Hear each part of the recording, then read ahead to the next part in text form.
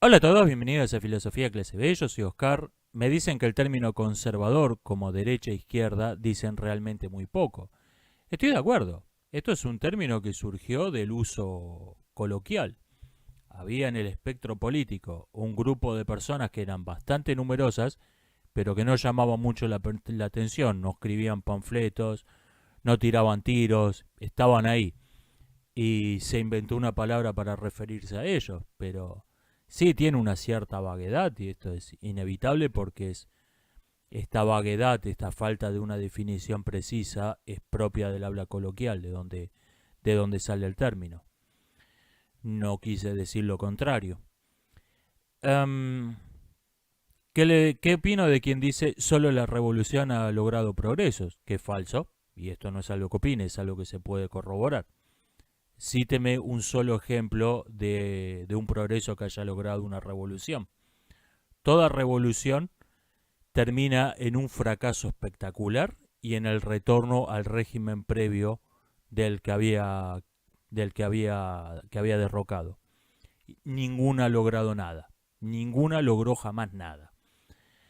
Um, lo que pasa es que después te vienen los intérpretes y te inventan todos los grandes logros de la revolución. A posteriori y sin explicarte cuál es la relación causal entre la revolución fracasada y los grandes logros. La revolución francesa fue inspirada por las ideas de un montón de autores que sin excepción defendían la esclavitud. El régimen no abolió la esclavitud, el régimen revolucionario, y terminó en un fracaso épico y en la restauración de la monarquía. Y después vienen los historiadores, los intérpretes nos dicen, la esclavitud se abolió gracias a las ideas de la Revolución Francesa. ¿What?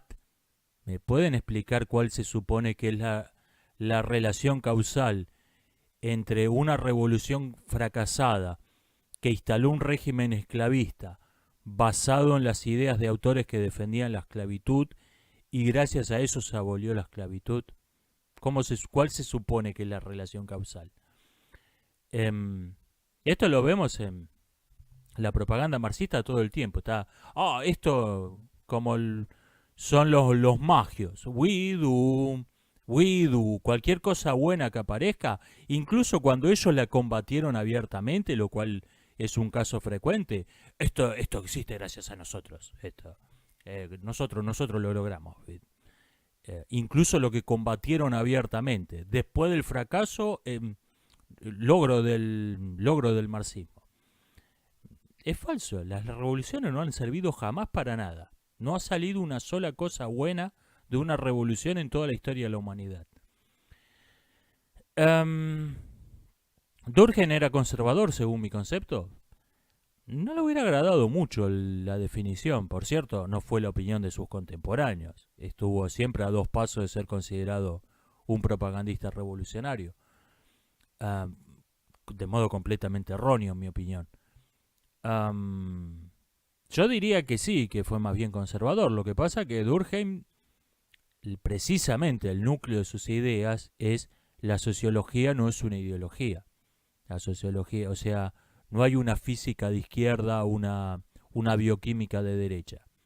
La idea era fundar una ciencia social que se basara en observaciones totalmente no controversiales, que pudiera corroborar cualquiera que tuviera dos ojos en la cara, estadísticas y análisis lógico, o sea, la ideología dejarla en tu casa. Creo que se le colaron un montón de postulados ideológicos y creo que su teoría es más bien conservadora, porque precisamente pero por contaminación, porque no logró su objetivo utópico. Yo creo que se le colaron unos cuantos postulados ideológicos y es conservadora su doctrina, su teoría. No le hubiera agradado mucho a Durkheim esto, que diga esto, pero yo creo que esa es la idea. Me han dicho que lo que estoy describiendo es un socialdemócrata. No, únicamente en el punto de que rechazan ambos las revoluciones. Pero la diferencia es que el socialdemócrata cree que la sociedad en la que vive es esencialmente mala y que debe ser destruida. Socialdemócrata es un comunista disfrazado de democrático. En vez de querer destruirla de una sola vez la sociedad en una revolución, planea destruirla de a poquita con pequeñas leyes que suenan razonables superficialmente. De ahí el nombre, por ejemplo, de la sociedad fabiana en Inglaterra, que toma su nombre de Fabio, un general romano que decía que el mejor modo de destruir a Cartago era no presentar batallas campales, sino pequeñas operaciones que hoy llamaríamos de guerrilla. O sea, ese es el socialdemócrata. El socialdemócrata es un comunista que se disfraza de persona que está proponiendo medidas razonables para hacer unas pequeñas mejoras en nuestra sociedad. No dice abiertamente que quiere destruirla. Es lo único en común, el rechazo de la revolución.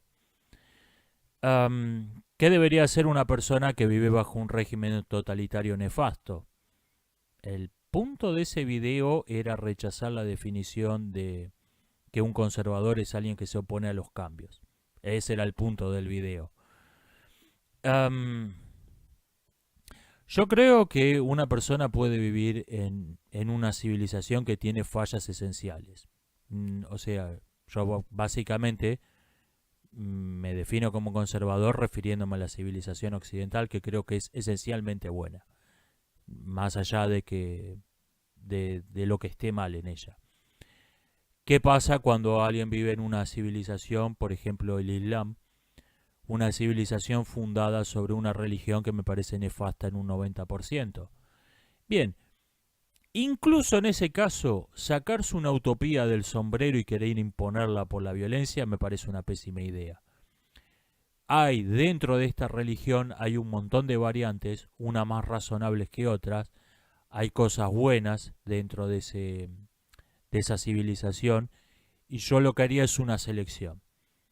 Me quedo con esta rama religiosa, me quedo con estas ideas, me quedo con esto, y ir quedándose con lo bueno y desplazando al resto, incluso donde el resto es la mayoría, donde el resto es casi todo. Sigue sin parecerme una buena idea sacarse una utopía del sombrero e imponerla por la violencia. ¿Por qué? Porque eso está condenado al fracaso ahí, como lo ha estado en todas partes. ¿Qué opino del PRI, Partido Revolucionario Institucional? Una revolución institucionalizada es una contradicción en términos, es un oxímoron. Es como una negra blancura, como un cuadrado redondo. Ciertamente yo no apoyaría a un oxímoron para que gobierne un país. Un conservador es alguien que se mete en la vida de los demás, aunque esto no lo afecte personalmente. Bueno.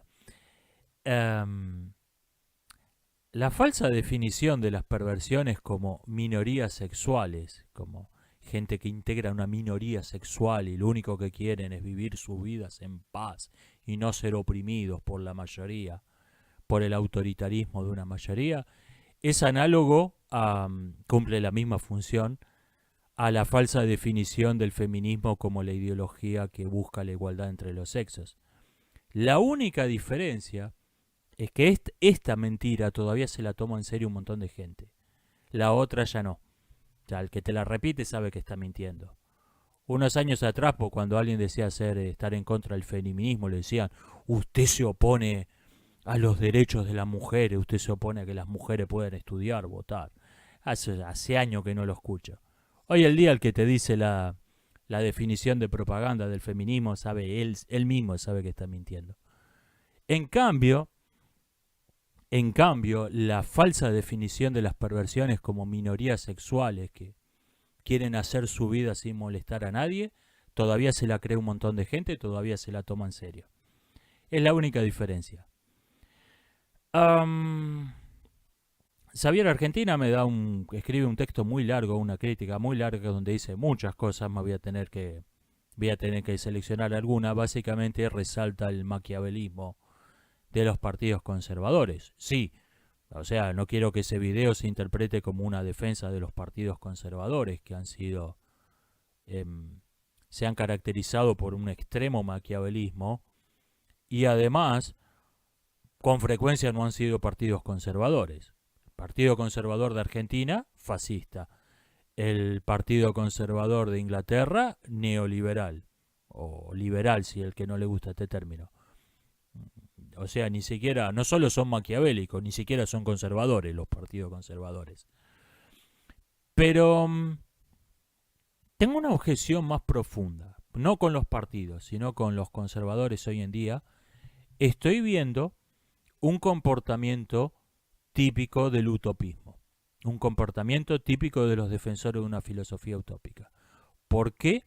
Porque hubo un proyecto de sociedad conservador en Occidente en las últimas décadas, de reforma basada en, no en nos sacamos esta utopía del sombrero, sino una reforma basada en vamos a ser consecuentes con nuestros principios, una reforma conservadora que fracasó espectacularmente.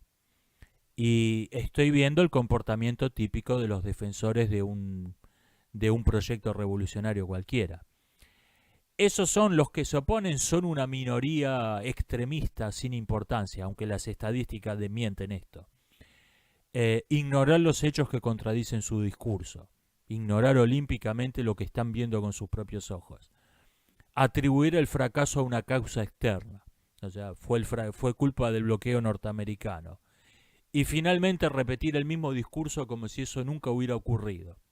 O sea, te muestran el discurso de Martin Luther King: yo sueño con un futuro, mis hijos vivirán en una sociedad donde sean juzgados por el contenido de sus corazones, no por el color de su piel. Ese discurso está en blanco y negro por algo, porque tienes más de medio siglo. Los hijos de Martin Luther King crecieron y son unos flor de pelotudos que defienden la segregación racial. Y vamos a repetir el discurso de Martin Luther King, vamos a repetir la profecía apocalíptica de Malthus, vamos a repetir el maravilloso futuro comunista de Marx. Es exactamente igual, como si eso ya no se hubiera experimentado y no hubiera fracasado espectacularmente. Es exactamente el mismo comportamiento. Me dicen que hay una correspondencia casi perfecta entre el conservadurismo y la moral cristiana. Bastante, porque vivimos en una sociedad cuyo fundamento es la moral cristiana. Vea, yo he aprobado la moral cristiana, me he dado cuenta, hay un par de cosas que me desagradan bastante en el cristianismo, que proceden sobre todo de su mitología, no de su doctrina ética. Y yo la he probado por falsación. La he puesto, o sea, recibí una educación abiertamente anticristiana, no cristiana, anticristiana. He pasado mi vida escuchando propaganda anticristiana. Yo no soy cristiano, yo soy ateo, y no es que me volví ateo, yo nunca creí en Dios.